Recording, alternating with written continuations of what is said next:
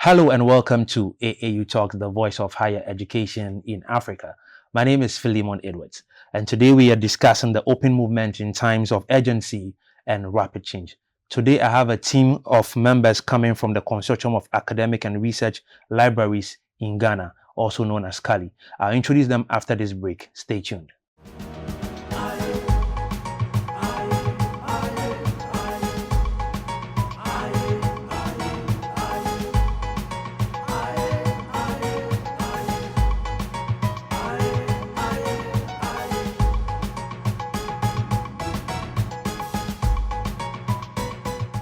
Welcome back from the break, and you're watching AAU Talks, the voice of higher education in Africa. My guests from CARLIGH today are Dr. Theresa Edu and Nana Tunhofo. Welcome to AAU Talks. Thank you very much. So I'll allow you both to introduce yourself and tell us what you do at CARLIGH. Let me begin with you, Dr. Theresa Edu. Thank you very much, Philemon. Just like you rightly said, my name is Dr. Theresa Edu. I originally work with the University of Health and Allied Sciences, but currently I'm also the chair for CARLIGH. So CARLIGH is run by member institutions. We have a number of member institutions, and then it is the individuals and the member institutions who do volunteering work to get CARLIGH running. Yeah. I am Nana Tunhofo. I'm treasurer of the management committee of the consortium. Okay, thank you so much. All right, so let's get to understand a little bit about CARLIGH. I know people may not have heard about this before or know about this, but just tell us a little bit about it so we can understand what we are dealing with. Okay, so CARLIGH is a consortium of almost all the academic and research libraries in Ghana. And so CARLIGH was formed in 2004 with about 6 institutions coming together, 6 public institutions coming together, basically to ensure that they would have access to electronic resources. You know, getting access to electronic resources, especially as an individual institution, is a very expensive thing. So subscription, for instance, you can get one publisher charging over $40,000 for just one resource. Wow. You know, and so these institutions came together so that they can pull resources together to ensure that they would have electronic resources for their institutions. And from the number 6, currently we have almost 42 plus active members of CARLIGH. And this cuts across public institutions, research institutions, private universities in Ghana, the technical universities, and some other institutions that are involved with teaching and research. Okay. All right. Thank you so much. So let's come to you, Nana. We are talking about open movement. Okay. This is a thing that is currently gaining global traction. In your own opinion, what does this mean for African higher education? What it means for African higher education is getting resources, if you like, at no cost at all, except for the infrastructure. What it also means is that we have opportunity to increase our research outputs. What it also means is that we no longer would have to be so concerned about funding issues, because then accessing resources, I mean, the paid for resources is very expensive, as my colleague had already said. And so the open movement, actually, I would say, is for Africans and not for the whole of the global world as we have it. All right. Okay. So, Dr. Theresa, let me come back to you. The electronic research resources, would you say so far that it has transformed teaching and learning and research among the member institutions? Definitely, it has. Gone were the days when lecturers were, when it comes to teaching, Gone were the days when lecturers were giving old notes every now and again. And, it's something that students talk about and even laugh over from time to time. Now lecturers are able to update their resources or their teaching notes to their students, because it's easier for them across to get access to electronic resources. When it comes to students, I remember the days when we were students, we were making photocopies all the time, but currently our students hardly make photocopies because they get electronic access to the materials. So you find most of them on their phones or on their tablets because they have access to electronic resources. And when it comes to research, I mean, all of us are into research, so we know how research is like. When you go online, you have access, especially when it is free access to electronic resources. You have access to them to do your research. All right. So, Nana, your conference theme is highlighting urgency and then rapid change. What are the key challenges making open access more critical now than ever? Basically, it's funding. Okay. Funding is one. Two is the fact that we, in our current world, disinformation and misinformation is very prevalent because people do not have access to the right resources because they have to make payment for them. Beyond that, you're also looking at the fact that we are in a world where information overload is very high. Everywhere you pass, information is available.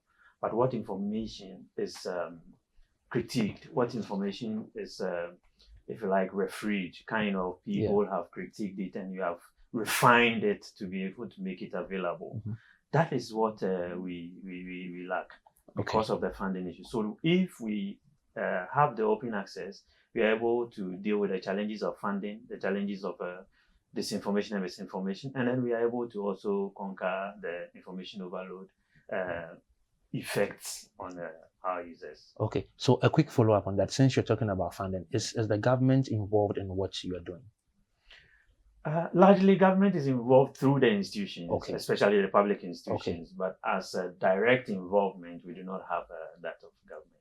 Oh, okay. Is there any thing in the pipeline towards getting some direct involvement with the government or maybe the Ministry of Education? Is there anything like that going on? Yes, basically we are trying to work on our stakeholder engagement to ensure that we get the, if you like, central government involvement. We think that instead of going in silos trying to acquire resources for specific institutions for periods, if they come partner with us, I mean, we'll be able to get this probably at a cheaper cost and for everybody to get access to. And so we are working around it. We building our stakeholdership, and then we'll be able to get a direct access to the educational industry. So, Dr. Theresa, so since you're working through universities, what practical steps do you think the universities and probably the government can take to strengthen the open science and knowledge sharing systems? I think that one of the things we need to do is to be intentional. Especially when it comes to building our institutional repositories.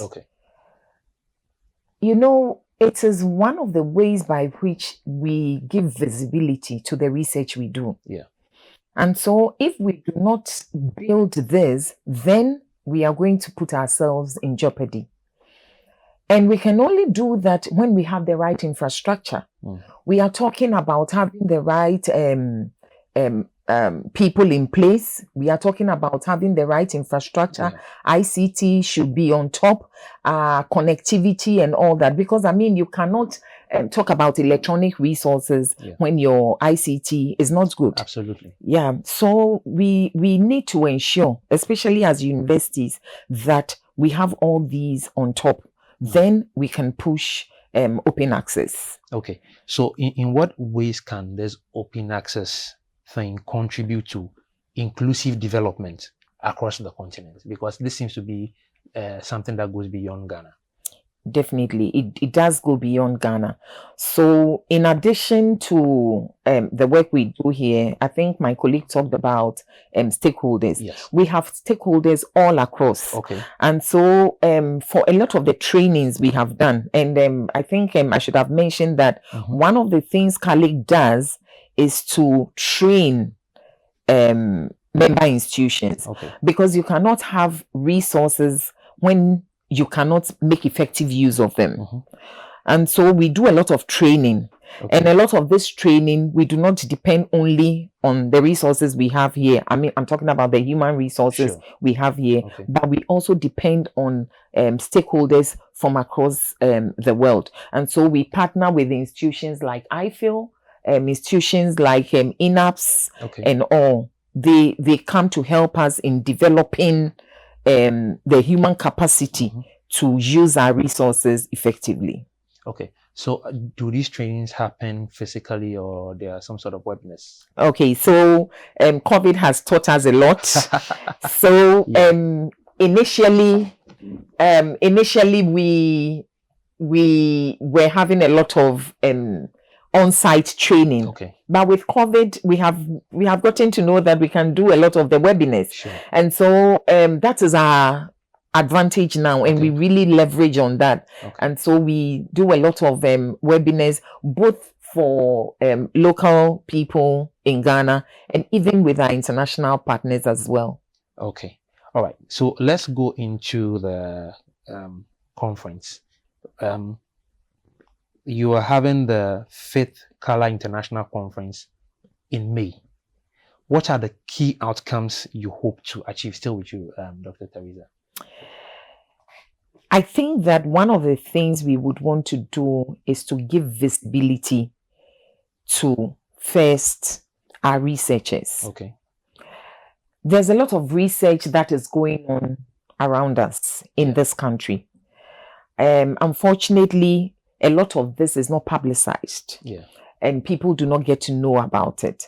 And so we want to give visibility. And then also the issue of networking. Nana talked about we don't want to work in silos. And I think it is one of the key issues when it comes to CARLIGH, because CARLIGH is all about collaboration. And one of the things I always say is that no university or no library of its sort can provide all the information needs of its users.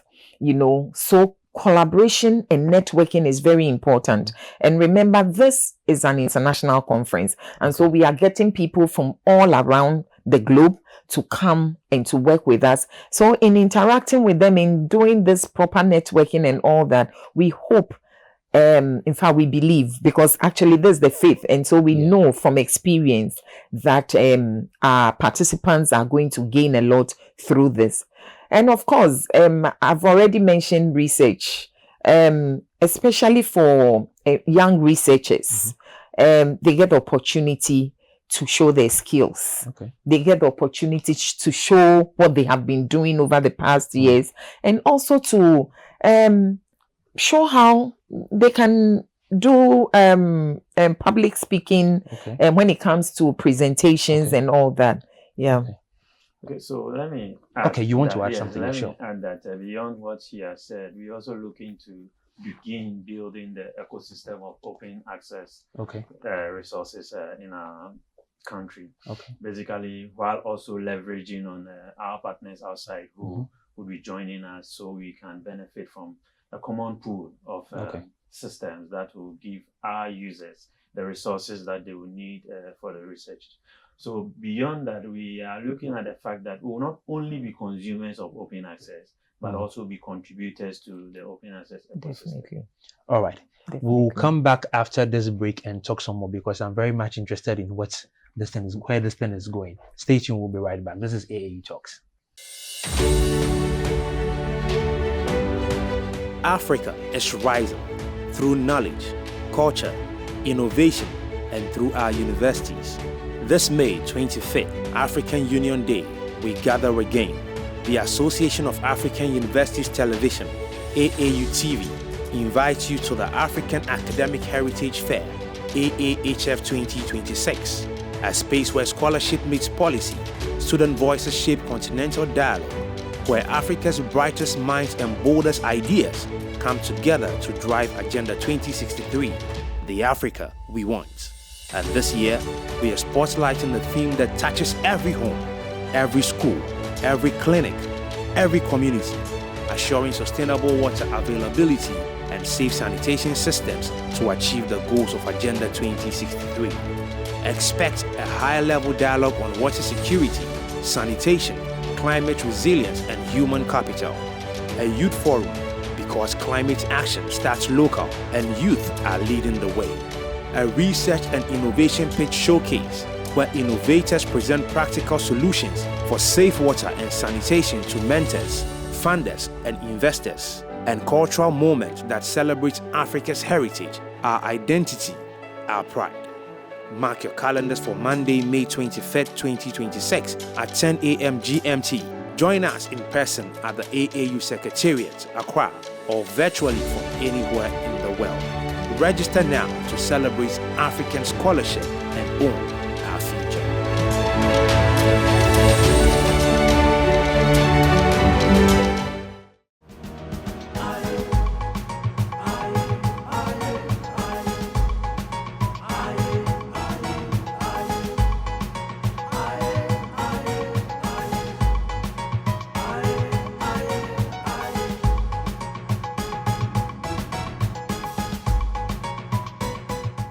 Welcome back from the break, and you're watching AAU Talks, the voice of higher education in Africa. If you just tune in, we are discussing the open movement in times of urgency and rapid change. And the team I have here with me today are representatives from the Consortium of academic and research libraries in Ghana, CARLIGH.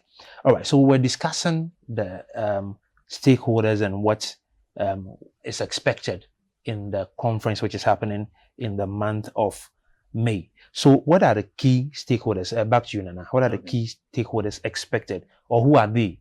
Who are the stakeholders we are expecting, and how will their participation shape the conversation?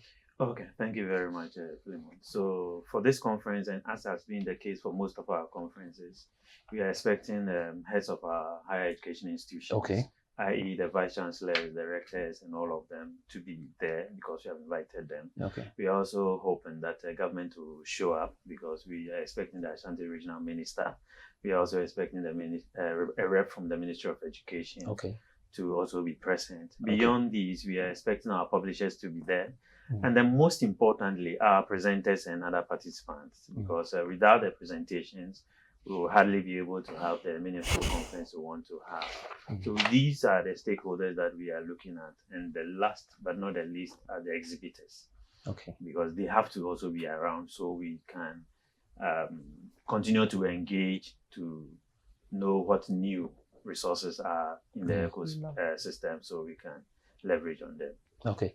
All right. And I also did realize that media partnerships have been highlighted pretty much in your brief. How does the media visibility enhance the impact of the initiatives? It's very critical because as Dr. Edu said earlier, we have been around for the past 22 years or so.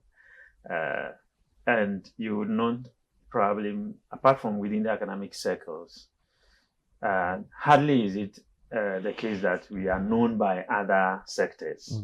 And so for us, the involvement of the media is critical to ensure that our visibility is not only within the academic space, but goes beyond the academic space. Okay. Beyond that, we also expect that our visibility is not only in the name, but in what we do and the relevance of what we do to the academic space and other research engagement. So if the media is available and supporting us, we are hopeful that not only in Ghana, but then across Africa and even beyond, the innovations and initiatives of the consortium will be known, and probably the needed support we need, both from government and beyond, will also be made available. Okay. All right. So, Dr. Edu, let me find out this from you. You did mention in your opening submission that you began with 6-member institutions, and now you have over 40 of them. I know there are more than 40 institutions. Exactly. By way of media partnership and visibility, how do you hope to roaming the rest of the institutions who are still not yet with you? Okay, I think this is a very important question. Without the media, whatever we do at Kumasi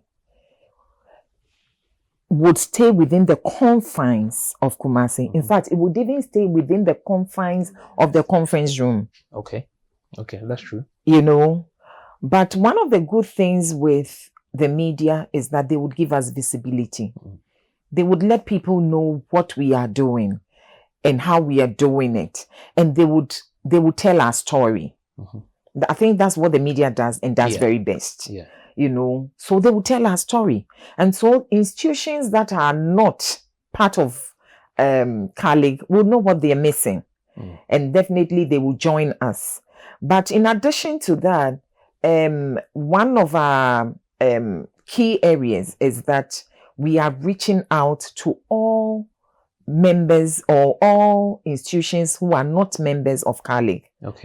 So it's one of the things we are doing currently. It's something we are doing in addition to reaching out to our stakeholders, so that they would come, understand what we are doing, and then support what we are doing. All right. So beyond the conference, what is the plan for CARLIGH to sustain this momentum around open knowledge?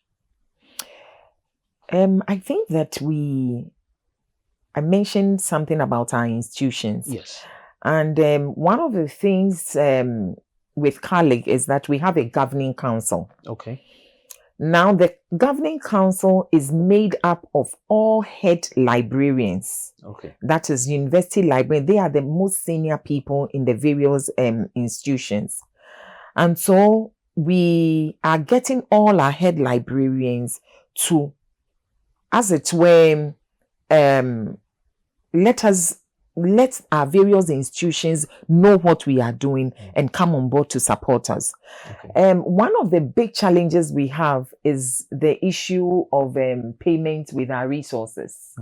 The resources are resources we get from publishers outside Ghana. And I think I already mentioned that the resources are very expensive. So the whole idea is to come together to make it a little more reasonable for us, So for CARLIGH to be sustained, or for CARLIGH to continue to be in existence, it means that we need our institutions to support us. They must pay for the resources we are using, And then in addition to that, we want to continue to partner with other stakeholders. There is the University Librarians Ghana. We have the Ghana Library Association. All these are library associations who are working one way or the other with CARLIGH. And we believe that our partnership with these other groups would help us in first selling our resources, in doing proper training for our members, so that we can have effective use of our resources. And indeed, when as an institution that since I joined CARLIGH, I'm getting better results, then definitely you would support the resources and whatever we are doing. So Philemon, permit me to add that after we have brought all of them on board, getting in terms of the funding and all of that, we are, by this means of the conference, hoping that we would continue to engage by way of training. We would also continue to engage by way of ensuring increased access to the resources that we have. Together with IFEL, we are promoting open access initiatives. So globally, you would see that some countries are pulling out of these paid for resources. We are hopeful that we will continue that engagement to build our open access ecosystem of the resources that we need to be able to do them, so that it will not just be the conference, but by the time we are done, we have built the necessary relationships to ensure that we practicalize whatever initiatives have been championed by the presenters, and then the consortium within Ghana, outside Ghana, is able to continue to develop the open access ecosystem. Right. Okay. So staying with you, Nana, this is the 5th CARLIGH International Conference. We know it's happening in May. Give us some details. from which day to which day in May, and where exactly is it happening? So the conference is taking place from 4th of May to 8th May. Okay. The conference is in two sections. We have the pre-conference workshop, and then we have the conference itself. Okay. The pre-conference workshop is the first 2 days, and then subsequently we have the presentations. The presentations are going to be concurrent because we have multiple papers. I mean, that we can use 3 days to do the presentation. And this is happening at the Great Hall of the Kwame Nkrumah University of Science and Technology in Kumasi. Beyond the paperworks, I mean, beyond the academic engagement, we also hoping that would, have some tour of Kumasi, of the very relevant places like the Armed Forces Museum, like the Menchia Museum, and all those places, so that we will have the opportunity to not just engage in talks, but also sell the country called Ghana to the people. Beautiful. All right. So we just about wrapping up now, but Dr. Edu, let me ask you this. What would be your message to researchers and students navigating limited access to research resources? One of the challenges we have is that we do not think that people are using our resources as much as we would have loved for them to use them. Okay. So for students, we would say that take advantage of all the trainings that are being conducted in your in various institutions. And I know that because of the training CARLIGH has given to e-resources librarians, there's a lot of training that is going on in the various institutions. So we would want to encourage students to use these resources. We would also want to encourage lecturers to encourage their students to use the resources. Okay. I think that for some time now, in spite of the fact that we have all these electronic materials and all that, students tend to depend on materials that are given to them by lecturers. Okay. And sometimes they just get stuck to that. So we want to encourage that as we go through this conference, as we go through talking about open journal systems and all that, and we make materials and information open, our lecturers would encourage their students to use resources. Students will use the resources, and then they will develop themselves so that we can build a great journal ecosystem which would address the local needs of Africans or the local needs of Ghanaians. I like the sound of Africa, because that's what we're trying to promote. Okay. So to you, Nana, in one sentence, tell us why African universities should prioritize open access today. Prioritizing open access will give us more money to do other things, because then the funding for the paid for resources will no longer be channeled in that direction, but then it will help us to maybe build our infrastructure to be able to enhance access to the resources we so badly need. Wow. Thank you very much for the very deep insights the both of you have given to us today. So if you didn't know about CARLIGH today, you know about them. You should be reading more about it as well. All right. So before we sign off, any final words? Yes. I think that we would want to thank AAU for giving us this opportunity. I've already mentioned the fact of how powerful the media can be when it comes to creating visibility. So we want to acknowledge you, and we want to thank you for giving us this opportunity. And then we also would want to thank our host institution, that is the Kwame Nkrumah University of Science and Technology, for giving us the opportunity to host this conference. I already mentioned that this is our fifth international conference. All 4 conferences have been held in Accra. Okay. So this is the first time we are going to Kumasi. Okay. And I think I want to extend a very, very special acknowledgement to the Vice Chancellor of KNUST, Professor Mrs. Rita Akusua Dixon. We got the opportunity to meet with her to request to use KNUST. Okay. And that courtesy call was a very warm one. We had all the support we requested for, and we really appreciate this. We are hoping that other institutions will take a cue from this and would also host CARLIGH for free for our next conference. We really appreciate the team that has ensured that we are having a successful conference. We haven't started, but I know from all the work that has been done that we are going to have a very successful conference, and we want to acknowledge all the individuals who have contributed one way or the other to make this a reality. Thank you very much. Let me add that we also want to acknowledge our sponsors as well. Absolutely. Sure. We have sponsorship from Clarivate.